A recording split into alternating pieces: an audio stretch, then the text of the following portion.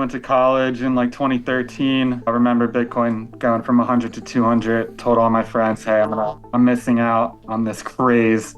I went to a Starbucks, gave some guy local Bitcoins $200 in cash. He sent me the coin. I went home. My friends were all like, you are the dumbest person we know, but we love you. Was a bit of a stoner back then. Made really complicated passwords. I had 2 out of the 3. Couldn't figure out the third. Kind of like a forced hold. I was like, you know what? Hey, I would have sold this thing anyway. Let's just like wait till it's 100K or a little more. Tried trillions of passwords. And then I went home to my parents' house, dug through their shed with all my college notebooks. I had one last laptop from college and I just said, whatever, screw it. Eventually started using all these AI tools, opened up Claude and just started dumping all the files from that laptop into it. And it successfully worked. So something I just never would have tried on my own. Amazing tweet from earlier today. Basically, he used Claude code to get his Bitcoin back that he had somehow lost, somehow misplaced. So, Soup, welcome to MTS. For having me. Absolutely. So, what's the backstory here? You know, we see this tweet. What exactly happened? How did you lose this Bitcoin and how did you recover it? Yeah, I'll try to keep it short, but essentially went to college in like 2013. I remember Bitcoin going from 100 to 200. Told all my friends, hey, I'm missing out on this craze. I went to a Starbucks, gave some guy local Bitcoins $200 in cash. He sent me the coin. I went home. My friends were all like, you are the dumbest person we know, but we love you. Anyway, was a bit of a stoner back then. Made really complicated passwords on blockchain.info. I had 2 out of the 3. Couldn't figure out the third. Kind of like a forced hold. I was like, you know what? Hey, I would have sold this thing anyway. Let's just like wait till it's 100K or a little more. Eventually started using all these AI tools, tried trillions of passwords. And then I had a last ditch effort. Went home to my parents' house, dug through their shed with all my college notebooks and was just feeding anything that looked like a password or a seed phrase into Claude. It ended up decrypting this one. It was missing 2 words. It figured it out. And then when it told me the password, I was like, oh my God, that was my old password. So thought I was screwed. Woke up this morning. I had one last laptop from college that I hadn't gone through. And I just said, whatever, screw it. Opened up Claude and just started dumping all the files from that laptop into it. It ended up finding this old wallet file and then connected that seed phrase for the old password to it, decrypted it, and it successfully works. So something I just never would have tried on my own. Wow, that's pretty amazing. We'll continue monitoring right after this message from our sponsors. At every founder dinner in SF, everyone's talking about models and data. Nobody's talking about the real bottleneck in AI adoption. It's the connective tissue, the layer between your models, agents, APIs, and context. Kong gives you the platform to power and govern that connectivity. The control tower that governs your traffic, cuts your costs, and sets guardrails for agent-to-agent interactions. Without it, you're not monitoring the situation. The situation is monitoring you.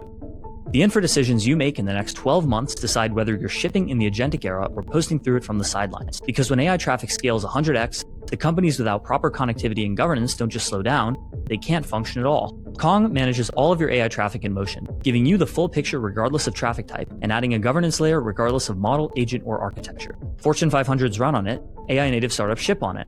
If you're serious about AI, visit konghq.com. You're in back-to-back meetings all day. You're trying to monitor the situation. You're nodding like you're following along. But somewhere in the back of your head, a little voice is screaming, what was the action item? Did I agree to something? Whose dog was that on the call? That's where Granola comes in. Granola is an AI-powered notepad for meetings. You jot down whatever messy notes you take anyway, and in the background, Granola is quietly turning it all into something a real adult would write.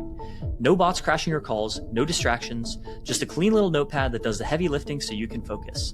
During or after the call, you can actually chat with your notes. Ask Granola to pull out action items, help you negotiate your next raise, draft a follow-up email, or coach you through a tough conversation using recipes from Matt Mochari, Lenny Rachitsky, and others. It's the same tech we use to make our podcast notes. Try it once and going back to your old system feels deranged. Head to granola.ai/MTS and get 3 months free with the code granola.ai/MTS. That's granola.ai/MTS. And for those who don't keep track of Bitcoin prices hourly, I just looked it up. 5 Bitcoin is right now worth $397,281.61. So pretty solid. Yeah, solid couch cushion change for sure for today. Yeah. I'm looking through the tweet right now. We have it actually pulled up on stream. Holy fucking shit. OMG, Claude just cracked the shit. Thank you, at Anthropic. Thank you, at Dario, naming my kid after you. Are you actually going to do that? That would be pretty funny, I think. I mean, I honestly, Claude would be a good name. Maybe there's some other lore I can find around there with Opus or something that might be a better name You for could the do kid. a middle name. Middle name, I like that. Opus or Claude. Opus is also the name of my DJ decks, so maybe we'll go with that. Nice. So do you think, I don't understand the technicals of how you were able to do this, but do you think people could somehow use this in a hostile way, a cyber attack way? Say like, oh, I lost this Bitcoin when it's someone else's. Can you help me crack my wallet, which isn't mine? No, no, no. So I see a lot of those tweets saying Bitcoin's not safe. This guy just cracked it with Claude, and it's like I was feeding it all of this context, notes, old passwords. None of those passwords actually worked. I ended up feeding it the seed phrase and the old wallet file. So it's still encrypted. It just kind of pieced together these things that I wouldn't have pieced together on my own. So Bitcoin is safe. We're going to the moon. And yeah, I think I got it just in time for the next run up. So hopefully it's some good timing. I got it stored safely now, and yeah, just really excited. Today was my last ditch effort. I was going to give this up forever. I hired one of those hacking teams. They were just emailing me yesterday saying, "Hey, we're giving up on it." Uh, so it really just all came together today, and I'm elated, honestly. We'll continue monitoring right after this message from our sponsors. At MTS, we are always monitoring the situation in enterprise software. And right now, the situation is this. When AI code generation first emerged in 2022, NVIDIA master inventor and Harvard engineer Sid Pardeshi took a contrarian stance. Inference time compute and agent orchestration, not pre-training, would be the key to unlocking high-quality AI-driven software development in the enterprise.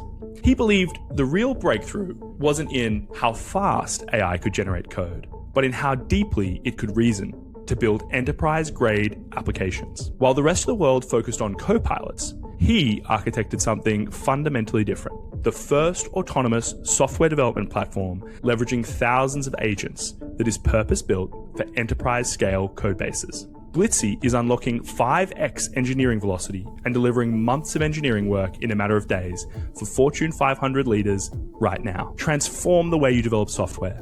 Discover how at blitzy.com. That's BLITZY.com.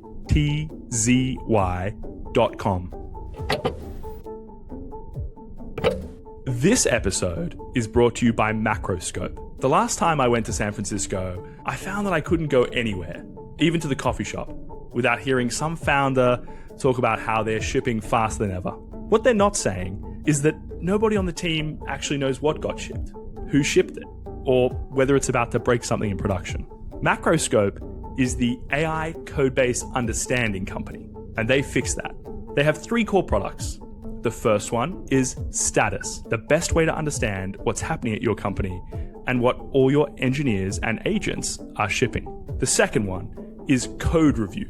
All this extra code being shipped needs a robust defense layer. Macroscope is the highest signal code reviewer with the least noise. The third is Agent, a single layer of intelligence that synthesizes all the tools in your stack, issue management systems, code, docs, logs, and more, and answers questions, takes actions, and automates workflows for your team. Like an omniscient, always-on, uber-capable senior engineer, plus a product manager, plus a TPM, plus ops person that helps your team be 10 times more productive. Head to macroscope.com/MTS to get started. That's macroscope.com/MTS. Yeah, it is pretty incredible.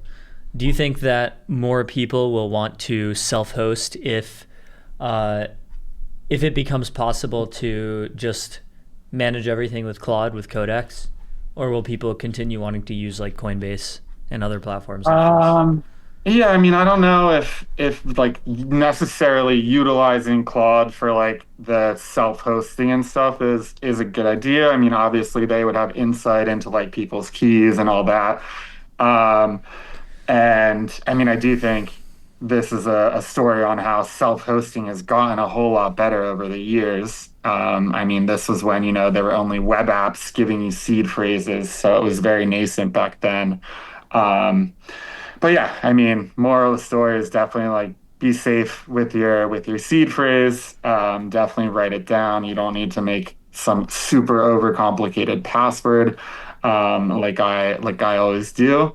But yeah, definitely to yeah be mindful of all the issues that can come with it.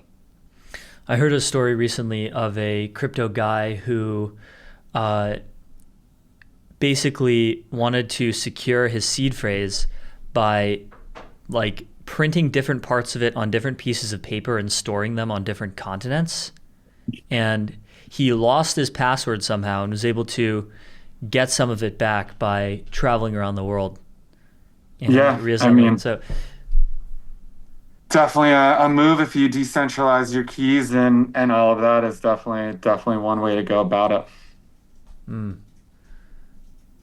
yeah, I And wonder how many more people will be able to recover.